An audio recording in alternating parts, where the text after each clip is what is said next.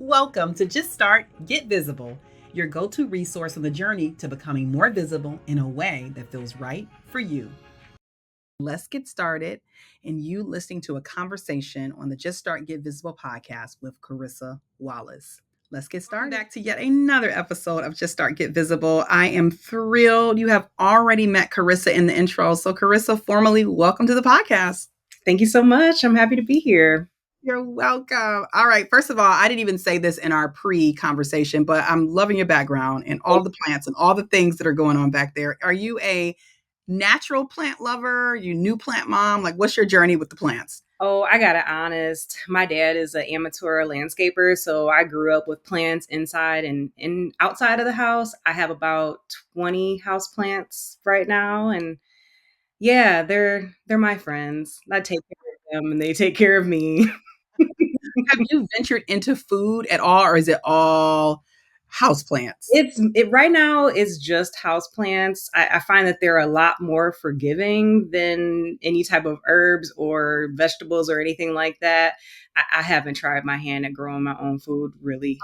Okay. Yeah. I actually did recently give it a try.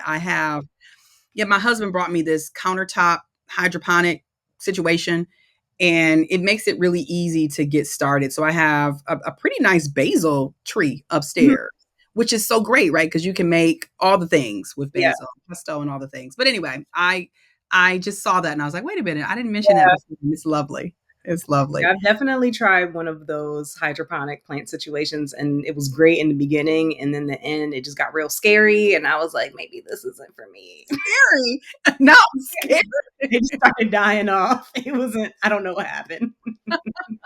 All right. Okay. Now that that's done, I am thrilled about this conversation. I'm always thrilled about all the conversations. However, this one's a little bit different because it's been a little bit in the making, right? Like I've thought about the introduction, this interview for quite some time, and I've been paying attention to what you've been building slowly, but also very intentionally.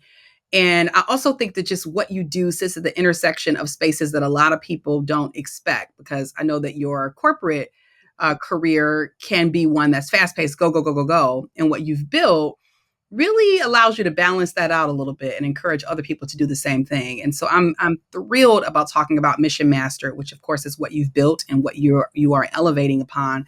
But I'm first curious, Karissa, about how you got started with this. I don't know this story, which is always great because I get a chance to hear it for the first time with a lot of my audience. But give me the backstory. How did you get started with Mission Master? Yeah. So the journey has been one that's been more than a decade in the making. For me, my coaching business represents the lessons that I learned in pursuing a intense career path. Being in corporate law, being an attorney is a stressful career. And although I have had so much success, I realized that I felt like I was each level of success became accompanied with an experience of burnout or an experience of overwhelm or an experience of just extreme stress and anxiety. And when I had, for me, I took the great pause during the pandemic and really thought about what I was doing in my career and what I wanted out of it. And realized that I no longer wanted to struggle on the path to success. I wanted to build a path to success that was authentic to me and that was something that was sustainable. And I had already been doing wellness work for myself in order to kind of keep my head in the game and to continue to support myself. And as I was going through that experience, I realized that that was the gift that I wanted to offer to others. And so that's kind of how I got started, was 16 years of practicing in high stress environments and realizing that the best way for me to be accountable for the work I need to do was also to help guide others through those processes. Mm. I know burnout can mean a lot of different things to a lot of different people. Mm-hmm. Tell me, what does burnout mean, or what did burnout look like for you? Yep. So burnout, the technical definition is a state of physical, mental, and emotional exhaustion. Like you are depleted. And for me, what that looked like was very odd. because what I realized about myself is several times when I was burned out actually made me push harder, actually made me kind of dig deeper, but not in the best way. On the outside, it can look good. It can look like high performance, but on the inside, it felt like overperforming. It felt like being trapped in cycles of perfectionism and trapped in cycles of, constantly saying yes to things that I don't actually want to say yes to, but it's the thing that I think that I need to do because I'm trying to achieve this goal and this is how other people do it. So maybe this is how I need to do it.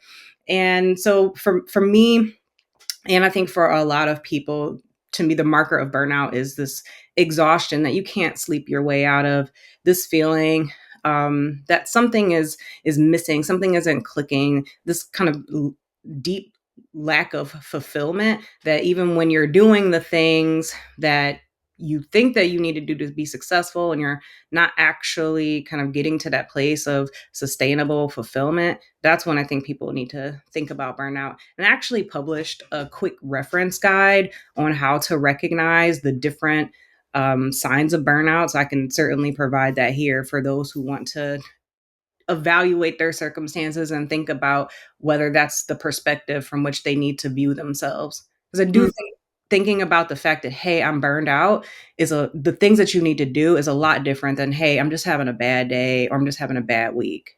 Yeah, absolutely. Well, first of all, yes, I would love to provide that as a resource to our audience, and we will absolutely provide a link to that in the show notes.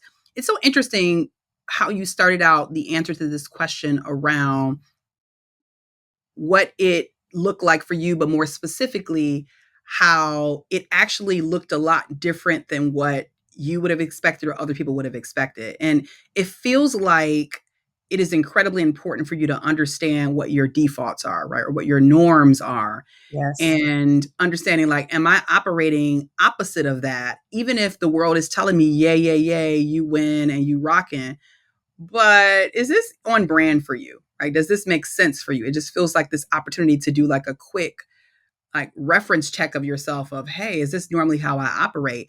And it's crazy because as you were saying from the outside looking in, it looked like greatness. It quickly reminded me of a lot of our audience knows that my first entrepreneur foray was in the wedding and event production space. And I always recall that when I was going too hard, I had no appetite. Like, even though it wouldn't make any sense that I wasn't eating, it was just like, girl, I was just so overwhelmed with things that I didn't even have the appetite to eat. It just didn't even make sense. So, literally operate against what's in your best interest, it seems like. One thing I wonder, and we like to get here pretty fast in our conversations, is around mistakes. Because a lot of people that listen here on the Just Start Get Visible podcast are coming here to hopefully get a head start on the things that they want to do and the visibility that they Mhm. really aspire to have. And thinking back, what was one of the more memorable mistakes that you made, maybe earlier in your starting journey? Yeah, I think one of the most memorable mistakes I made was just simply how I started my approach to my business. I'm coming from a corporate environment and I have built other organizations in the past. I've built nonprofits and my own businesses from the ground up. And in a traditional, B2B or B2C context, there are certain things that you do to be successful. And so I was taking those kind of corporate philosophies and applying them to my own coaching business, which is the thing that I made for myself. And quite frankly, what I realized is if I kept those same philosophies and ideologies and applied them to my coaching business was going to burn me out.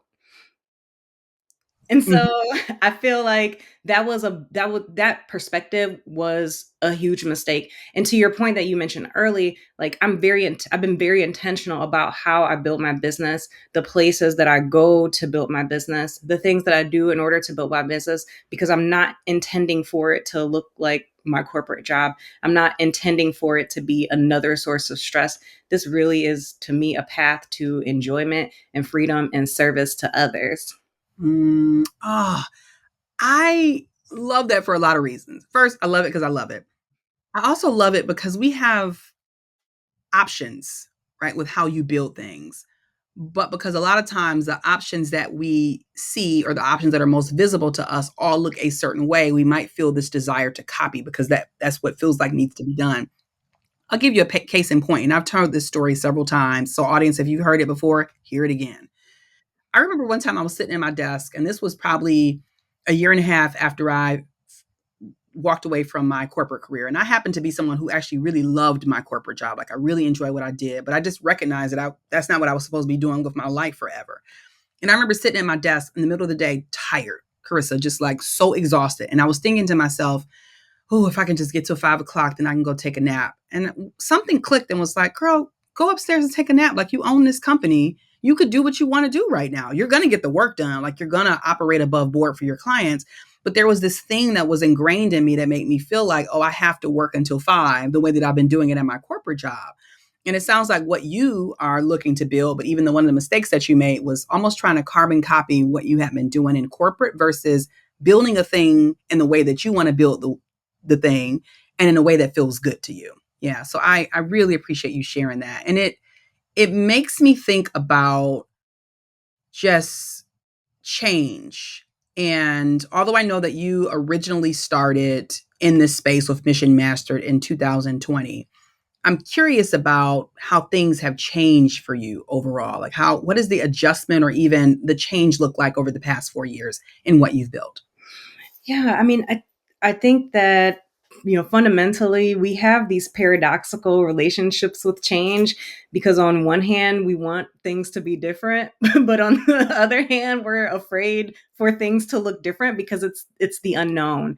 And for me, this business, growing Mission Mastered, it has been a lesson in navigating change. So I will say the things that I've done in my business first is being very targeted in who I'm speaking to and what I'm speaking about. So when I first started in this business, I was coaching a lot of different people from a lot of different industries with a lot of different backgrounds with a lot of different needs. And from those experiences, I learned where I could provide the most value and the things that I could speak to in people's circumstances in their careers where I could provide the most value.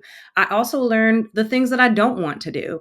So, I've had people in the beginning, I was doing some things like helping people update their LinkedIn or refreshing their resume. And I am very good at that and I enjoy doing it. But when I think about, again, being of service and the gift that I want to give to the people in my community, that's not it.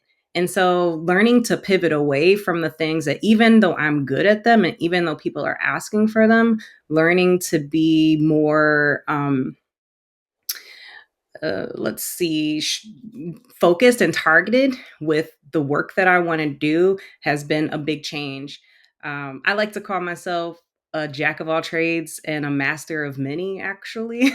And so I have often found myself in scenarios where I'm doing a bunch of different tasks very efficiently. So, for example, when I was running a nonprofit, about 10 years ago, I was everything. I was doing the marketing, I was running the events, I was pulling the Eventbrite back end stuff together. Like, I'm capable of doing a lot, but one change in philosophy that I've had is just because I can doesn't mean that I should, doesn't mean that I want to. Yeah. I appreciate that for people as they're starting, but I'll say I also appreciate that nugget for people as they've scaled just a little bit.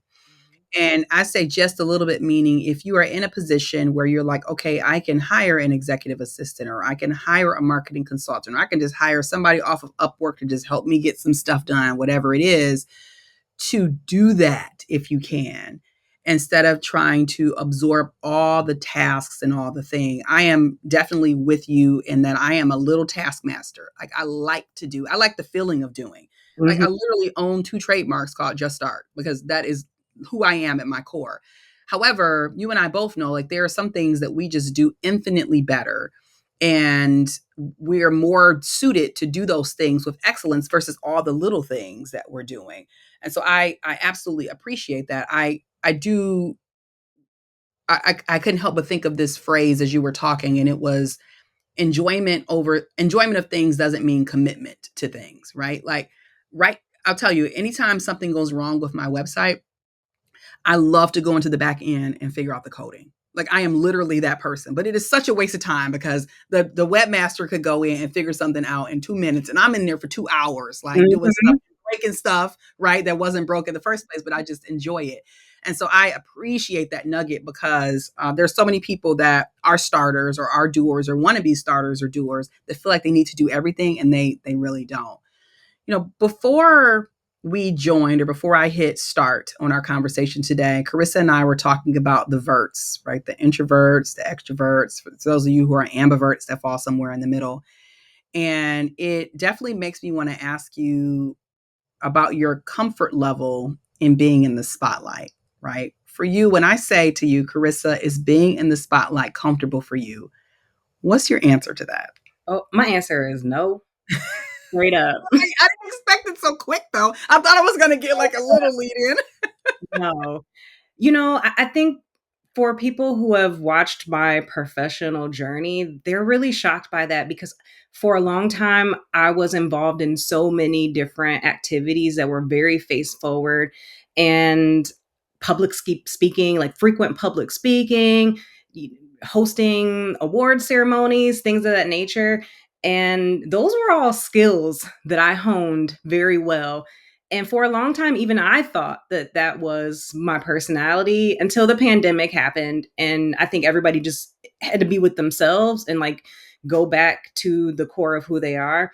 And me and my husband took personality tests, just, something to do during the pandemic, but I'm 80% introverted. So to me, what that means is that I get my energy and I get refreshed and refilled by spending time with myself. Whereas in extroverts, they get refreshed and they get fulfilled and get their energy by connecting with others. And it doesn't mean that I don't like to connect with others, because I do. It just means the way that it impacts my energy is different than an extrovert.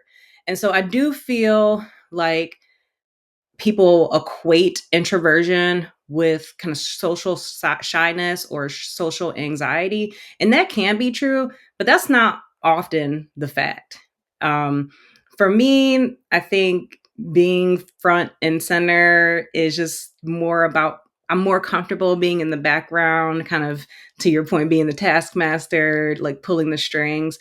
But I know that I have great public speaking skills because I've used them for a really long time. So it's just a matter of um, being in practice. And so for those folks who also identify as introverts, my advice to them is to not think about public speaking and being in front of others as some type of innate um, personality trait, and think of it as a skill that you just need to hone. And the more you do it, the more that you can shake off the nervousness that comes with it.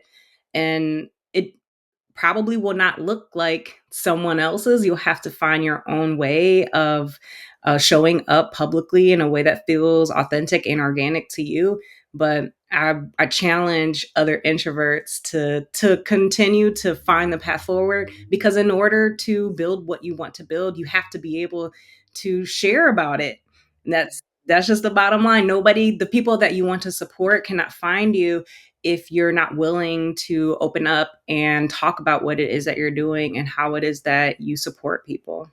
I am so happy to be able to help people reframe, or I accept your recommendation to help people reframe from if you are using your voice, then this means stage and TED Talk and all the things. And instead, this is literally a skill that you can get better at, right? Just like you can get better at Microsoft Excel, you can get better at all the things, you can get better at public speaking. And the reason why, there are a couple reasons why I want to stick here just for a second. I didn't expect to, but let's do it. Is a lot of times when it comes to being visible or speaking or using your voice, we quickly do equate it to being on stages, right? And having a clicker in your hand and presenting. When in fact, when your best friend asks you to stand in their wedding and you are tasked with giving the toast, that is just a speaking skill that you're going to have to utilize, or you could utilize, instead of just thinking, oh, it's a professional thing and it's a line of being on stages, etc. And so how can you really reframe what you're doing into this is just a skill that will help me in my personal life, right? Somebody's given about to have take shots at the bar and somebody wants you to give a toast. Guess what you're doing? You're just using your voice overall. And it's so funny. I one of my favorite music groups is called Disclosure. Have you ever heard of Oh, I Disclosure love before? disclosure. Oh my gosh, listen, Yeah. okay. Love Disclosure. And I want to go to I want to go to one of their concerts. I just know that I need to be ready for like rave-ish Oh, yeah. environment. You know what I'm saying? Like I'm totally in though. And it's two brothers, Guy and Howard. And recently they just released a new song. They don't release music a lot, but when they do, like Jacqueline's always looking, right? So they just released this new song. And Guy, who I think is more of the extroverted one, is always the one that's out front, right? But historically, they've been on stages in front of thousands of people for years. The brother, I think it's Howard, is he revealed like, hey, I'm an introvert and I actually don't get my energy from people. And he's like, hey, it's sort of uncomfortable for me to be on stage. But his brother is like, give me the people, like give me the humans. And so even when you're watching that kind of thing, you see that some people have literally developed this skill. I think Andre 3000 is a little bit of the same way as well, where they've just learned how to turn it on, right? When they need to turn it on and then turn it off. I didn't know that it was a skill for you. I actually thought that it was literally ingrained into who you are. Yeah, I mean, I think the other part of it is that we are not just one thing. And I Mhm. think sometimes, particularly in, growing your business, you get attached to this is who I am, this is what I can do. And I read this book a few years ago called Alter Ego, and it's a high performance coach. He primarily worked with athletes and corporate executives, and essentially helping them to understand that it's important to know that you can take different parts of yourself into different scenarios without thinking that, oh, this is a fake version of myself, or this is a limited version of myself, or we are so many different things. And I think it's really important to acknowledge that, there's a way that you can show up in one space, and you can show up in another space differently. And that's still like you being authentic and you being, all of yourself in the context in which it requires.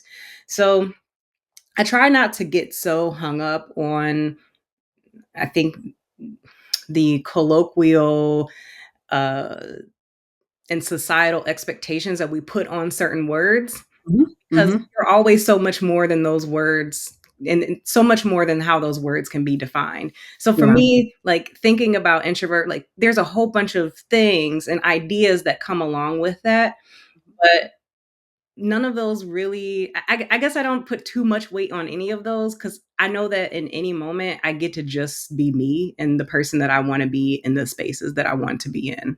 Yeah, and you can be more than one thing. Yeah. Like, you can live, your as one of my good friends, Amber Cabral says, "You can live your dimensions," right? Like, Yes. literally, you we can weave in and out. I think that's a part of the reason why I've been, like, defensive of Andre 3000, like, he's my brother. Like, let this man have a flute album. Like, Right. if he And it was excellent.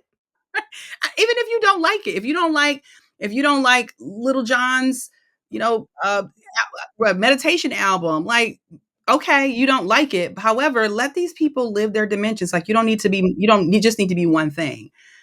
Although I know, and you and I both know because we just have talked about this a bit, there's often connotations that are connected to the word visibility. A lot of people think that, when you say get visible, it means like be big and grand. Mhm.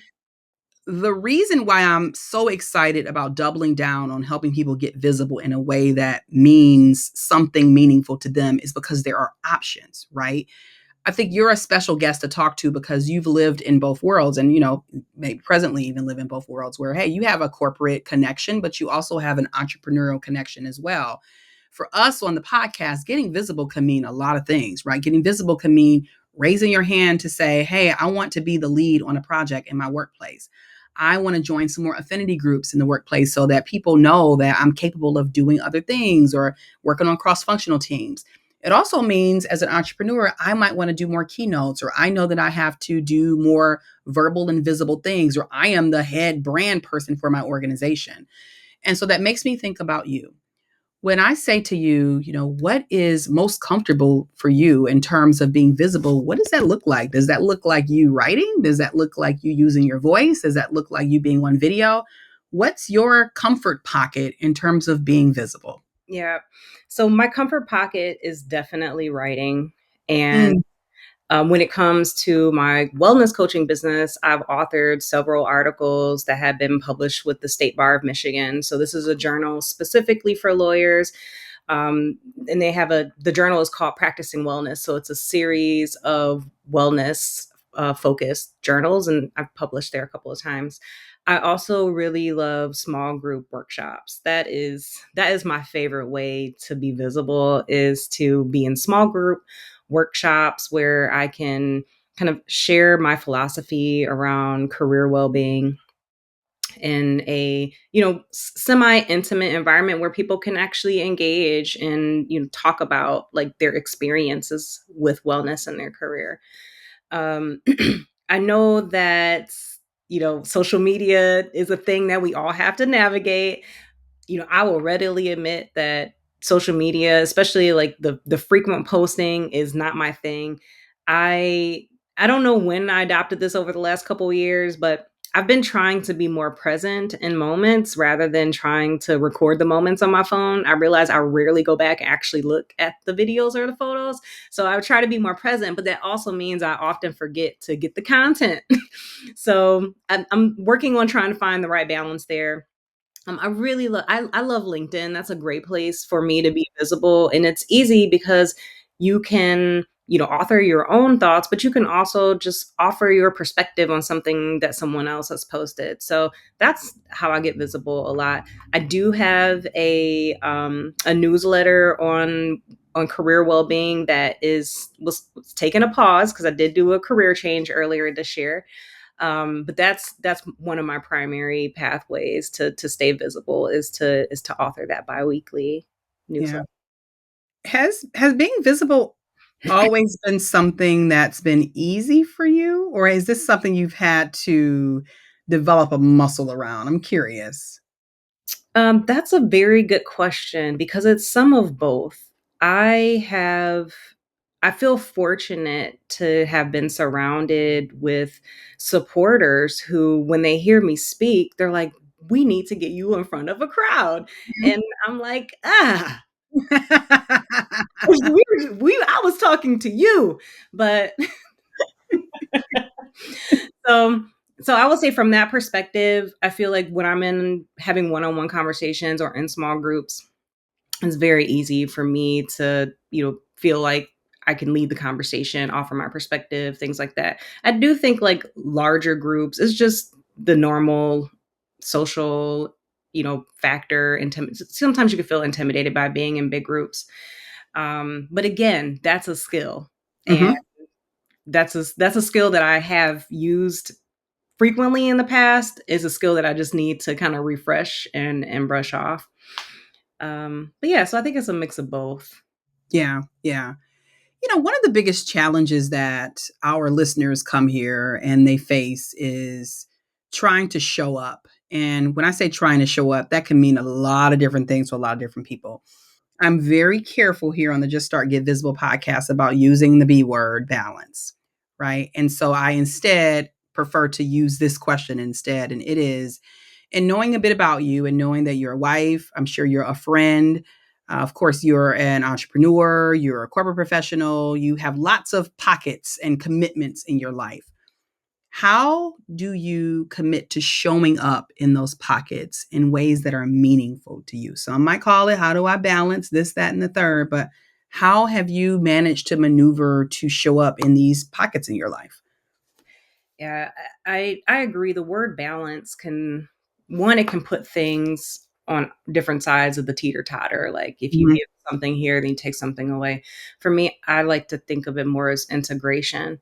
So how can I integrate certain aspects of my life together? Now, I used to be an excellent compartmentalizer, and there's a time and a space for that in your career. But right now, I'm really trying to take all of the things that I do, all of the people that I adore, and figure out ways to integrate them. So I kind of previewed that I made a big career change this year. And when I thought about what I wanted out of my career experience and what I wanted to be able to build within my coaching and beyond, it became very clear that a full time corporate commitment would not give me the time or the location flexibility that I needed in order to do those things. So about 3 months ago, I went back into private practice with working at a small startup boutique law firm with some with one of my very closest law school friends, working with some clients on projects that I really love. And to me, that was one of the biggest steps that I've taken to integrate my philosophy around alignment and well-being into my career. As much as I loved my corporate job, it was overwhelming on a daily basis, and there were things that I was able to do to um, help kind of make some adjustments. But after I had done everything that I felt like was in my power to do, there was still so much more that needed to be done that was just not going to happen. I think it's really important to realize that, sometimes the circumstances that we're in, like it's meant to help us grow, but sometimes after you do the growth, you've outgrown the space and you Mhm. have to learn how to kind of graciously bow out. Yeah. Yeah. You know what I appreciate right now in alignment with what you just said is, and I'm pretty sure COVID did its thing, its great thing, and its awful thing in our lives, right? Of allowing us to see that there is other joy that exists beyond work and money. Yes. And I like money, and I happen to be someone who really enjoys the work that I do. But like you, I just deeply recognize that there are so many other pockets of joy that we can activate on if we just step outside like this auto mode that we're on of work, home, money, work, home, just this auto. And I appreciate you honestly being brave enough to step back because I truly do think that it's rooted in bravery, and you could have stayed on this path. Like you could have stayed on this path, you could have kept climbing. And who's to say that in 5 or 10 years you don't give yourself permission to do more of that if that's what you want to do, right? I think that's the joy of it all, is that we have choices, like we're not a monolith. But I do appreciate just you being a role model for people who are feeling like, oh, there's more to this, or I feel like in this season of my life, I'm supposed to be doing something differently, and you're not. And so I appreciate you giving yourself permission. I'm curious about another thing that a lot of people either email me directly about, or they get so lost in their thoughts that they're like, oh, I can't move forward. And that is your philosophy or your approach to getting stuck. Mm. Lots of us address different things in different ways when we feel like we're stuck. We're frustrated. We don't know what to do next. So I'm really curious about what are some of the go-to tactical moves that you might actually activate upon when you feel like you're stuck? That's a great question because as a, type A person who trends on the perfectionist scale, procrastination is one of the kind of challenges that I've had to navigate. So just to make sure we all on the same playing field, to me, procrastination is not the issue. It's actually a symptom of the issue. So we use procrastination as a way to avoid or to delay engaging in behaviors or doing tasks where we don't think that we can be perfect. And because being imperfect can be so threatening to us, then we do the procrastination and the kind of delaying, but which only makes the situation worse because now you have less time to try to quote unquote be perfect. So I say all that to say, I read this book called The Now Habit. And that's where I kind of learned this new perspective on procrastination so that I could stop beating myself up about procrastinating. But it also helped me create a system to get out of procrastination, which is just start. What can you do now? Like that is the habit is what can you do right now? Let's say you only have 30 minutes in order to do something. The goal is not to finish, the goal is to just start. And then every day you're focusing on just starting and not finishing. But if you just continuously start, You eventually will finish. Mhm, But I mhm. think a lot of times the idea of finishing something, especially when it's a big goal, can be so overwhelming that it prevents us from just starting. So, to summarize, I would say just start, and every day just focus on starting. Yeah. Oh, love it. Of course, I love it. Like, I love the words "just start." And I promise, like, she didn't tell me she's gonna tell me this, y'all. I I think about 2 things when you say that. Number 1, love. Number 2 is the journey, right? I was just talking to someone the other day who was talking about falling in love with the journey because all the things that we start and while we might have a vision for how it's going to end and we might have a wish and we might have this deep prayer around what's going to happen in the end, all we really have is the journey and the experience of it. And so this whole notion that you are given around, like, just give yourself permission to just start every day. It is just staying on the journey, like staying on the path, hoping that it's going to end the way you want, but honestly sometimes not recognizing that it's going to end better than you expected, right? Or even bigger than you expected. And so I appreciate that nugget of just almost like staying the course. You've started a lot of stuff, right? You have been involved in the community in the Metro Detroit area, of course, been corporate counsel, of course, in the entrepreneurship space. But I would be remiss if I didn't ask you, like, what are you most proud of starting? Mm. I will say, I will honestly say that this coaching business is what I am most proud of starting because, like I said at the beginning of the podcast, this is a reflection of my entire career experience. This is a reflection of the kind of sacrifices and Mm, the struggles that I went through in order to find success, many times unnecessarily so. And because it's so personal and because I am so introverted, I'm really proud that I found a way to put it out for others to consume in a way that I think is personable and is relatable, but it's also very practical. Like, I know that we have a lot of amateur philosophers out here, and that's great. It's great to have philosophy, but at the end of the day, our lives are shaped by our actions and the things that we do. And that's what I'm really proud of, is the feedback that I get from those that I work with about how practical what I teach, how practical my teachings are, and how many times when I do workshops, I will get a message from people within the first 24 hours saying, hey, you taught us this thing and I did it this evening and it helped me to feel so much more relaxed. And I'm like, that's exactly what I want. I don't want wellness.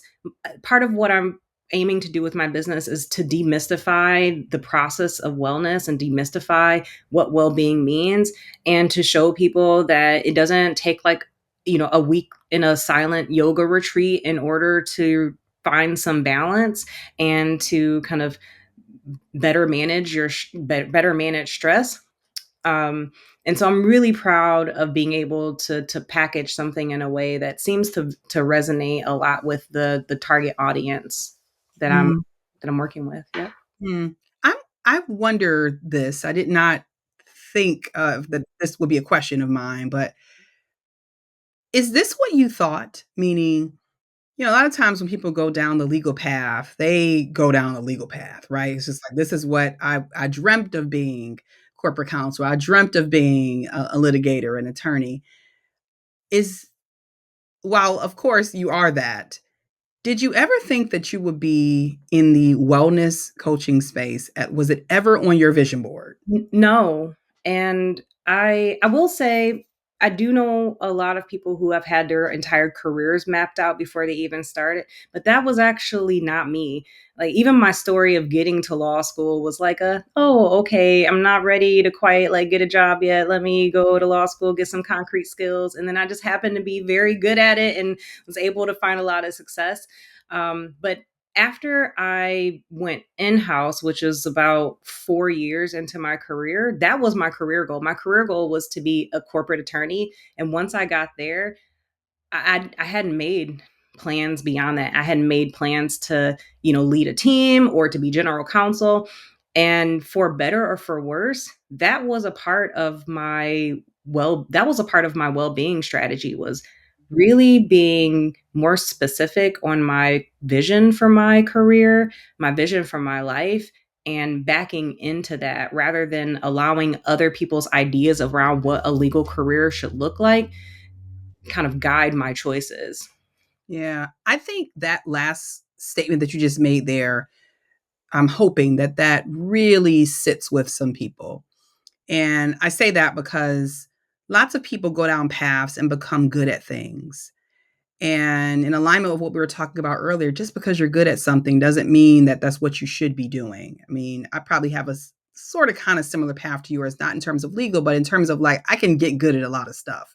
And when you get good at a lot of stuff, people want to keep you around because you're in their best interest, right? And it feels good to be praised, and maybe you're even making money. But is it what you're supposed to be doing? Like, do you feel like this is what I'm supposed to be doing with this season of my life? So I appreciate your perspective and your honesty and candor around that. I would love to know what's next for you. You've done a lot. I know you have probably a lot on the vision board that I don't know anything about and we'll see in 5 years. But Karissa, tell us what's next for you. Right. So, I mentioned that I've made this big transition back into private practice. So, in addition to building my coaching business, I'm also building my own practice. So, spending time in the venture community, going to industry events, participating on different panels. So, for example, the Black Angel Forum, their inaugural event was a few weeks ago, and I was honored to be a panelist on the stage, kind of getting out and doing those things is something that you'll see a lot more from me. And I'm actually really excited to be back out there and utilizing those skills. That was just not a part of my work when I was in corporate. So I'm really excited to do that. Um, I am working with a few other wellness organizations, legal wellness organizations. I was actually reappointed to the Michigan Commission on Wellbeing and the Law. So you'll see me doing a lot more work from that perspective. And just as a side note, like that's been one of my, that's been a really good way for me to get visible. And I think sometimes we don't have to, get the hundreds of thousands of followers. We really just need to make the right connections that are going to put us in the room and in the spaces that we want to be in. Um, and then I would say, as a preview for 2025, I do intend to start creating wellness retreats. So that is probably the biggest preview, and the biggest project that I have on my plate right now is hosting wellness retreats. And your smile said that it is the one that maybe you're most excited about. I don't know. It is. I mean, travel and learning, how to live your better life. Yeah, it's a treat together. Of all the things that you said, what I heard underneath that you didn't even say is just this deep intention.